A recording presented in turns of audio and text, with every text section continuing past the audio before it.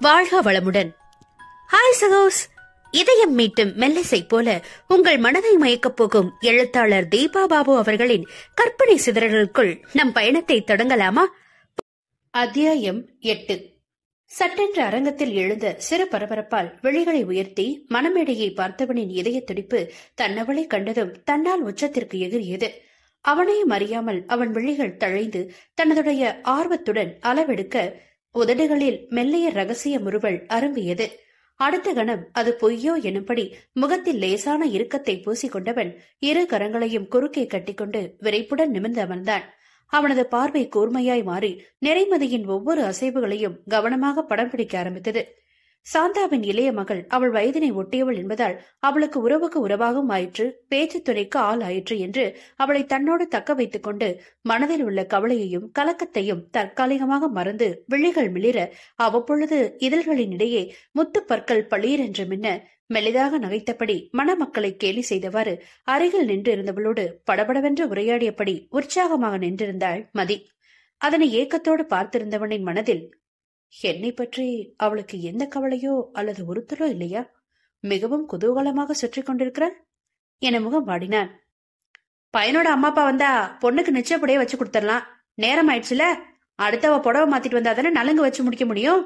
நேரம் சரியா இருக்கும் என்று பெண்ணின் தாய்மாமன் குரல் கொடுக்க, நான் போய் கூட்டிட்டு வரேன் என வேகமாக கீழ் இறங்க போன காயத்ரியின் கரம் பற்றி தடுத்த மதி, ஏய் கல்பனா அம்மா அண்ணாவோட ரூம்ல தான் தட்டுக்களை அடுக்கிட்டு இருக்காங்க, நான் போய் அவங்கள பாக்குறேன், நீ குமரேசன் அப்பா முன்னாடி வரவேற்பு நிக்கிறாங்களான்னு பார்த்து கூட்டிட்டு வா என்ன என்று இவள் மணமகன் அறைக்கு சிட்டாக விரைந்து சென்றாள். அடுத்த நிமிடம் அவர்களின் முன்னே நின்றவள், இதோ அம்மா வந்துட்டாங்க என்று அவர்களிடம் கல்பனாவை கை காண்பித்துவிட்டு குமரேசனை அழைத்துக் கொண்டு காயத்ரி வருகிறாளா என விழிகளை சுழற்றியவளின் பார்வை அதற்கு மேல் நகராமல் ஓரிடத்தில் நிலைகுத்தி நிற்க அவள் இதயத்தில் சட்டென்று சிறிய சூறாவளி மையம் கொண்டது. இவன் இப்பொழுது வந்தான், எதற்காக இப்படி என்னையே வைத்த கண் வாங்காமல் பார்த்து கொண்டிருக்கிறான்? ஏதாவது பிரச்சனை செய்வானோ? ஐயோ, இத்தனை அறிந்தவர் தெரிந்தவர் மத்தியில் இவன் ஏதாவது பஞ்சாயத்தை ஆரம்பித்தால் நான் என்ன செய்வது? பேசாமல் சத்தமின்றி இங்கிருந்து வீட்டிற்கு நழுவி சென்று விடலாமா? கடவுளே, அதுவும் முடியாதே, என்னை இங்கிருந்து அசைய விட மாட்டாங்களே என்று மன்மத்திடமிருந்து வலுக்கட்டாயமாய் பார்வையை பிரித்தெடுத்துக் கொண்டு விழிகளை தழைத்தபடி தவிக்க ஆரம்பித்தாள் நிறைமதி. தன்னை கண்டதும் அவள் முகத்தில் ஏற்பட்ட கலவரம் கண்டு மன்மந்திற்கும் பெரும் நம்பிக்கை வந்தது. அன்று அவள் வாய் வார்த்தையாக என்னை எடுத்திருந்து பேசி அவ்வளவு அலட்சியமாக நடந்து கொண்டதற்கு நேர்மாறாக இன்று நம்மை நேரில் கண்டதும் இவ்வளவு தடுமாறுகிறாள் என்றால் அன்றைய சம்பவத்தின் பாதிப்பு நிச்சயமாக அவள் மனதில் ஆழப் படிந்திருக்கிறது என்றுதானே அர்த்தம் என்றெண்ணி அகமகிழ்ந்தான். ஆனால் எதனால் என்ன பெரிதாக நிகழ்ந்துவிடப் போகிறது என்று அவன் மனம் மீண்டும் சுணங்கியது. பாப்பா, இந்த தட்டை வாங்கிட்டு போய் அண்ணி ரூம் கூட்டிட்டு போய் புது புடவை கட்டி கூட்டிட்டு வா என்று கல்பனா அவள் தோளை தொடவும், ஆ என சுதாரித்தவள் தட்டை கையில் வாங்கியபடி, வாங்க நீ என்று மணப்பெண் சுகன்யாவின் கையை பிடித்தாள். அவளுடன் நடந்தபடி மெல்லிய குரலில், ஹே மதி, கல்யாணம் எனக்கு தானே, நானே கோலா இருக்கேன், நீ எப்படி பதற்றமா வேர்த்து போய் வடிகிற? உன் கையெல்லாம் பாரு, எப்படி வேர்வேல பிசு பிசுக்குன்னு இருக்கு என கேலி செய்தாள் சுகன்யா. பட்டென்று முகம் மாற அவள் கையை வேகமாக விட்டவள், சாரி அண்ணி என்று முணுமுணுத்தாள். மனதில் சிறுவயது மன்மத்தின் எரிச்சல் மிகுந்த குரல் எதிரொலித்தது. முகத்தில் லேசான இறுக்கத்தை பரவ விட்டது.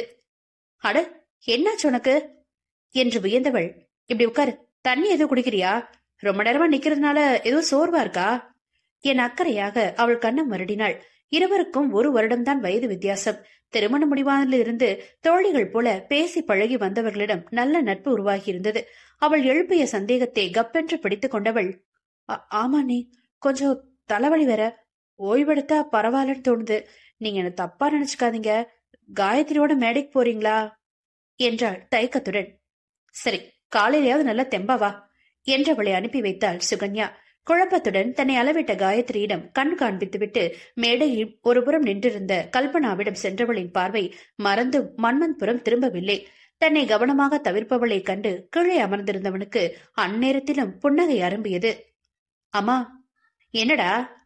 நான் கொஞ்சம் ரெஸ்ட் எடுத்துக்கிட்டுமா, ரொம்ப தலைவலியா இருக்கு, நிக்க முடியல, காயத்ரி கிட்டே அன்னிக்கிட்டே சொல்லிட்டேன், பிளீஸ் என முகத்தை சுருக்குபவளை, நீ முதல்ல உள்ளவா என்று மணமகன் அறைக்கு அழைத்து சென்றார் அவர். என்ன இப்ப சொல்லு? அதான் சொன்னனே என மீண்டும் ஒப்புவித்தாள். காயத்ரி நிக்க வச்சா பாட்டி தாத்தா ஏதோ சொல்ல போறாங்கடா என்றார் அவர் தன் கவலையாக.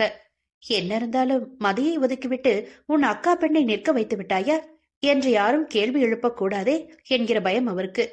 அவங்கள்ட்ட நான் பேசுகிறேன், கூடுதலா வாந்தி வர எடுத்தேன்னு சொல்லுங்க என்றவளின் தலையை சிறு புன்னகையுடன் தட்டியவர், லொல்லுதான் உனக்கு என்றார். எனக்கு இப்ப அமைதியா படுத்தா போதும்னு இருக்கு. இங்க அது முடியாது பாப்பா, யாராவது வந்துட்டு போயிட்டே இருப்பாங்க. நம்ம வீட்டுக்கு தானே போறோம், அங்க நமக்கு தனியா ரூம் எதுவும் இங்க மண்டபத்துல ஒதுக்கலடா. உன்னை நேரத்துக்கு வீட்டுக்கு தனியா அனுப்பி வைக்க முடியாது என யோசித்தவர், பேசாம நளினியத்துக்கு எதிரில உள்ள லாட்ஜ்ல தான் அப்பா 2 ரூம் போட்டிருக்காங்க, அங்க போய் 1 மணி நேரம் அமைதியா ரெஸ்ட் எடுக்கிறியா என்று தன் அபிப்பிராயம் கூறினார். என்னது, வேற வேணையே வேணாம் என மன்வந்தின் நினைவில் இவள் அலற, அதுவும் சரிதான், அந்த அலமேல் அம்மா வேற இது ஒரு குறையா எடுத்துக்கிட்டு முணுமுணுத்தால ஆச்சரியப்படுறதுக்கு ஒண்ணும் இல்ல என்று பெருமூச்சு விட்டுக் கொண்டார். கடவுளே, ஜஸ்ட் மிஸ் என மனதிற்குள் அவசரமாக அவருக்கு ஒரு நன்றி மடலை சமர்ப்பித்தவள், ஆமாமா நானும் அதைத்தான் சொல்ல வந்தேன் என்றாள் வேகமாக. என்றவரின் கரம் பற்றியவள், பரவாயில்லமா, நான் இங்கே படுத்துக்கிறேன் என சென்று கட்டிலில் உள்ள ஹரிஷின் பெட்டி மற்றும் பைகளை ஒதுக்கி அலமாரியில் அடுக்கி வைத்துவிட்டு அமைதியாக படுத்துக் கொண்டாள். சரி நீ தூங்கு, நான் சாப்பிட போகும்போது வந்து உன்னை எழுப்புறேன். அம்மா ஒரு நிமிஷம், இந்த முகேஷ் அண்ணா கிட்ட சொல்லி எனக்கு ஒரு கூல் ட்ரிங்க்ஸும் தலைவலி மாத்திரையும் வாங்கிட்டு வர சொல்றீங்களா? இதோ உடனே அவனை தேடி பிடிச்சு அனுப்பி வைக்கிறேன் என்று அவர் கதவை சாற்றிக் கொண்டு வெளியேறவும் சோர்வாக தலையை அழுத்தி விட்டபடி நேராக படுத்தவளுக்கு உண்மையிலேயே மன்வந்தின் நினைவில் தலைவலி வந்துவிட்டது. அவளை பொறுத்தவரை அவள் அப்பொழுது செய்தது ரொம்ப சரிதான். ஆனால் இப்பொழுதோ மனதில் அது பெரும் நமைச்சலாக இருக்கிறது. ஏதோ அவளே பெரிய தவறை செய்துவிட்டதைப் போல. ஒரு வகையில் அது சரிதான், இவள் செய்தது மாபெரும் தவறுதான். என்றாலும் அது பதிலுக்கு பதில்தானே, அவன் மட்டும் அப்படி செய்யலாமா என கவிழ்ந்து படுத்து தலையணையில் முகத்தை அழுத்திக் கொண்டாள். நான் என்ன செய்ய போகிறேன், அவன் என்ன செய்ய போகிறான், என் வாழ்க்கை என்னவாகப் போகிறது? இதை பற்றி அனைவருக்கும் தெரிய வந்தால் யார் மீது குற்றம் சுமத்துவார்கள்? என்ன இருந்தாலும் பெண் என்று என் மீதுதான் அதிக குற்றப்பத்திரிகை வாசிப்பார்கள். இதுவரை யாரும் செய்யாத ஒரு செயலைத்தானே நான் செய்து வைத்திருக்கிறேன். மற்றவரிடம் அவமானப்படாமல் இதிலிருந்து எப்படி நான் வெளிவரப் போகிறேன்? தன்னை மீறிய கழிவிறக்கத்தில் விழிகள் மலமளவென்ற நீரை பொழிய வேகமாக எழுந்தமர்ந்தவள் கன்னங்களில் விழுந்திருந்த நீரை துடைக்கும் நேரம் பெயருக்கு கதவை ஒருமுறை தட்டிவிட்டு சடாரென்று திறந்து உள்ளே வந்த முகேஷ் மதியின் முகத்தை கண்டு திகைத்து நின்றான். விரைந்து கதவை சாற்றிவிட்டு அருகில் வந்தவன், ஏ மதி, அழறியான என்றான் அதிர்ச்சியுடன். என சலப்பில் உச்சி கொட்டுவிட்டு அவன் கையில் உள்ள குளிர்பானத்தை பிடுங்கி அதை திறந்து தொண்டையில் கவிழ்த்தவளை இவன் குழப்பத்துடன் பார்த்திருக்க, அவளும் பாதி பாட்டிலுக்கு மேல் குடிக்க முடியாமல் மீதியை ஓரமாக வைத்துவிட்டு முகத்தை மூடிக்கொண்டு தன்னை சமன்படுத்தும் வேலையில் இறங்கிவிட்டாள். இவன் வேறு நான் அழுவதை பார்த்து தொலைத்து விட்டானே, கேட்டால் என்ன பதில் சொல்வது என அவளுக்கு அடுத்த கவலை பீடித்துக் கொண்டது. என்னை எப்படி ஏமாத்தி வெளியே துரத்தலான்னு பாக்குறியா, அப்படி யோசிச்சுட்டு இருக்கியா என்றான் அவன் சரியாக. புன்னகையில் உதடு பெரிதாக விரிய புதைந்திருந்த கைகளில் இருந்து தலையை உயர்த்தாமல் ஆமோதிப்பதாக அசைத்தவள், ஆமா ஆமா, மாத்திரையை கொடுத்துட்டு நீ வெளியே போ என்று வழக்கையை நீட்டினாள். அடே என்று தன் முன் நீண்ட கையில் பட்டென்று ஒன்று ஓங்கி போட்டவன் வலையில் அவள் ஆவென்று முறைத்தபடி நிமிரவும் இவனும் பதிலுக்கு முறைத்துக் கொண்டே மதியின் எதிரே அமர்ந்தான். ஷிஷோ, உட்காண்டானே என மானசீகமாக தலையில் கை வைத்துக் கொண்டாள் நெறிமதி. இப்படி கூட வெளிப்படையா வச்சுக்கலாம் என்று அவள் நினைத்ததை இவன் செய்ய சினுங்களுடன் முகத்தை சுருக்கியவளை ஊன்றி பார்த்தவன், என்ன பிரச்சனை, யார் என்ன சொன்னாங்க, இப்ப எதுக்கு ரூம்குள்ள தனியா உட்காந்து அழுதுட்டு இருக்க என தீவிரமாக விசாரித்தான்.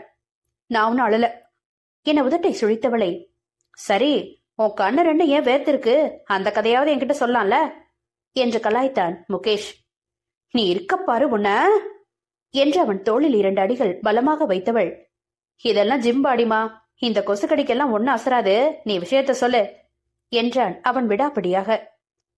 பாருடா என சிரிப்புடன் கேலி பேச முயன்றவள் அவன் பார்த்த பார்வையில் அமைதியாகி விழிகளை திருப்பிக் கொண்டாள். என்ன சொல்ற மதி என்றவன் அதட்ட கலங்கிய விழிகளை அவன் புறம் திருப்பியவள், சொல்லக்கூடிய விஷயம்னா உன்கிட்ட இத்தனை நாளா சொல்லாம மறைச்சிருப்பேனா எனும் பொழுதே மூக்கு அழுகையில் விடைத்தது. அவளை திகைப்போடு பார்த்தவன், அப்ப ரொம்ப நாளா உனக்கு பிரச்சனை இருக்கா என்றான் நம்ப இயலாதவனாக. ஆமோதிப்பதாக தலையசைத்தவள், 6 மாசமா என்றாள். ஏ என்றவன் அவள் முகத்தில் நிலவும் கலவரம் கண்டு கவலையுடன் கைகளை பற்றினான். என்கிட்ட சொல்ல உனக்கு என்ன தயக்கம், எனக்கு புரியவே இல்ல மதி என்றான் முகேஷ் வேதனையோடு. சற்றென்று நிமிர்ந்தவள், அண்ணா உன்னை நான் ஒதுக்கிட்டேன்னு அதுக்கு அர்த்தம் இல்ல. உன்கிட்ட சொல்ல முடியாதபடி நான் ஒரு தப்பு பண்ணிட்டேன். அதுல இருந்து எப்படி வெளியில வர்றதுன்னு எனக்கு ஒண்ணுமே புரியல. விஷயம் வெளியே வந்தா என்னை எல்லாரும் கீழா மதிப்பிடுவாங்களோன்னு எனக்கு ரொம்ப பயமா இருக்கு என்றவளின் விழிகள் மறைக்காமல் அவள் மனதின் அச்சத்தை தெளிவாக அவனிடம் பறைசாற்ற யோசனையோடு அவள் முகத்தை ஊன்றி பார்த்தான் அவன். யாரையாவது காதலிக்கிறியா நீ? என்ன லவ்வா? சி என முகத்தை சுளித்தாள் மதி. சீயா என அவளின் பாவனையில் விழித்தவன் வேறென்ன காரணம் இருக்க முடியும் என்று மேலும் சிந்தனையை விரட்டினான். உடனே கோபமாக அவனின் தலையை தட்டியவள், இங்க பாரு, நீ எதுவும் கண்டபதி யோசிக்காத. நாளை கல்யாணம் முடிஞ்சு ரிலேட்டிவ்ஸ் எல்லாம் போனதுக்கு அப்புறம் எப்படியாவது வீட்டுல ஏதாவது காரணம் சொல்லி என்னை எங்கேயாவது தனியா கூட்டிட்டு போய. நான் எல்லாத்தையும் உன்கிட்ட சொல்றேன். எனக்கு இவ்வளவு நாளா அது ஒரு பெரிய விஷயமா தெரியல. இப்ப என்னவோ ரொம்ப பயமா இருக்கு. உன்கிட்ட ஆலோசிக்கிறது கூட நல்லதுதான் என்று கலக்கத்துடன் விரல் நகங்களை கடித்தாள். நீயே இந்த அளவுக்கு பயப்படுறனா நிச்சயம் அது பெரிய விஷயமா தான் இருக்கணும் என்ற சூழ்நிலையை இலகுவாக்க கேலி பேசியவனை முறைக்க முயன்று தோற்றவள், சத்தியமா அது பெரிய பிரச்சனை தான் அண்ணா என்றாள் அழாத குறையாக. சரி சரி விடு, நான் பாத்துக்கிறேன் என அவன் எழுந்து கொள்ள, நிஜமாவா? யாரும் என்ன திட்டவிட மாட்டியே என்று ஆவலாக கேட்டாள் மதி. என இழுத்தவன், அது கொஞ்சம் சந்தேகம்தான். ஆனா பெருசா பாதிப்பு எதுவும் வராம தடுக்க முயற்சி பண்ற என்றான் அலட்டலாக. காரி உமிழ்வது போல் வாயை வைத்தவள் கையை நீட்டி பா என தொடங்கும் பொழுதே பாய்ந்து தன் கையால் அவள் உதட்டை அடைத்தவன், என்ன இருந்தாலும் நான் உன் அண்ணன்டா, பார்த்து கவனமா பதமா வார்த்தை விடு என்றான் பரிதாபமாக. பட்டென்று அவன் கையை தட்டி விட்டவள், சீப்பா என்க. ஹாப்பாடா என்று அவன் நெஞ்சை நீவி விட்டுக் கொள்ளவும் அவளையும் மீறி சிரிப்பு வந்தது. இப்படியே சிரிச்சிட்டு, என் தங்கச்சி எவ்வளவு போல்டு தெரியுமா அப்படின்னு மத்தவங்கள்ட்ட நான் பெருமையா சொல்லிக்கிட்டு இருக்கேன். நீ என்னடானா என்றபடி அவளை கீழிருந்து மேல்வரை அவன் அற்பமாக பார்த்து வைக்க, என் குடி கெட்டதே இந்த போல்டஸ்னாலதான் என்று அவள் சோகமாகவும் அவன் புரியாமல் பார்த்தான். என்ன பாப்பா சொல்ற? அட போனா, நான் தான் நாளைக்கு சொல்றேன்னு சொன்னேன்ல என்றாள் அலுப்புடன். சரி சரி தைரியமாரு, ரொம்பவும் டென்ஷன் ஆகாத, எது வந்தாலும் பாத்துக்கலாம் என்று தன் தோள் தட்டிவிட்டு வெளியேறுபவனை நிம்மதியுடன் பார்த்தாள் நிறைமதி. முகேஷிடம் விஷயத்தை கோடிட்டு காண்பித்ததிலேயே மனதில் உள்ள பாரம் பெருமளவு குறைந்திருந்தது அவளுக்கு. அடுத்த அரை மணி நேரத்தில் அறைக்குள் வந்து அவளை உணவருந்து அழைத்து சென்றார் கல்பனா. கருவிழிகளை உருட்டினாள். மனதில் இருந்து குடைச்சல் கொடுப்பவன் பார்வை வட்டத்தில் எங்காவது விழுந்து விடுவானோ என்று பயந்தே நேர்கொண்ட பார்வையுடன் உணவு கூடத்திற்கு சென்றாள் மதி. ஹே, நானும் வந்துட்டேன், என்னை யாரும் சாப்பிட கூப்பிடவே இல்ல என்று உற்சாகமும் குறையுமாக பக்கவாட்டில் ஒலித்த குரலில் முகமலர வேகமாக திரும்பியவள் முகேஷ் அருகில் நின்றிருந்தவனை கண்டதும் நிறம் மாறினாள். அவனை பார்த்ததும் அவள் முகம் இருள் அடைந்ததைக் கண்டு ஆத்திரம் வெடித்து கிளம்ப கை முஷ்டிகளை இறுக்கிய மன்வந்த் இருக்கும் இடம் உணர்ந்து பற்களை அழுந்த கடித்து தன்னை சமன்படுத்தினான். நீயும் வா மனோ, சாப்பிடலாம் என்று நாத்தனாரின் மகனை உபசரிப்பாக அழைத்தார் கல்பனா. இல்லத்த, நான் பாட்டி தாத்தாவோட சாப்பிட்டேன். முகேஷ் கூட தான் சாப்பிடணும்னு காத்துட்டு இருந்தேன். அவங்களை கட்டாயப்படுத்தவும் ஒன்னும் செய்ய முடியல என்று அவரிடம் உருவளித்தான். அப்பாடா, அந்த பாட்டி இப்பதான் எனக்கு உருப்படியா ஒரு உதவி செஞ்சிருக்கு என நிம்மதி பெருமூச்சு விட்டுக் கொண்டாள் மதி. அட சும்மா வாங்க மாமா, எனக்கு கம்பெனி கொடுங்க என்று அவன் கையை பற்றி இழுத்துக்கொண்டு நடந்தான் முகேஷ். மதியை அருகில் இருந்து ரசிக்க அவனுக்கும் ஆசைதான் என்றாலும் அப்படியே உடனே ஒத்துக்கொண்டாலும் நன்றாக இருக்காது என தன் மறுப்பை அங்கே எழுப்பினான் மன்வந்த். ஹே, எனக்கு இருக்கிறது ஒரு வயிறு தான், எத்தனை முறை நான் சாப்பிடுறது? நீங்களாம் யோகிதாவோட அண்ணன்னு வெள்ள சொல்லிடாதீங்க, எல்லாரும் கை கொட்டி சிரிப்பாங்க என்று நையாண்டி செய்த முகேஷை அதுவரை இருந்த பொறுமை மறைந்து கொலைவெறியுடன் நோக்கினாள் நிறைமதி. அடிக்கடி தின்பண்டம் உண்ணும் யோகிதாவின் அந்த பழக்கம்தானே இன்று வரை நடந்துள்ள அத்தனை பிரச்சனைக்கும் அடிப்படை காரணம். நட்புகள் எல்லாரும் நம்ம சேனலை மறக்காம சப்ஸ்கிரைப் பண்ணுங்க, கதையை கேளுங்க, லைக் பண்ணுங்க, கமெண்ட் பண்ணுங்க, பிடிச்சவங்க ஷேர் பண்ணுங்க. நன்றி.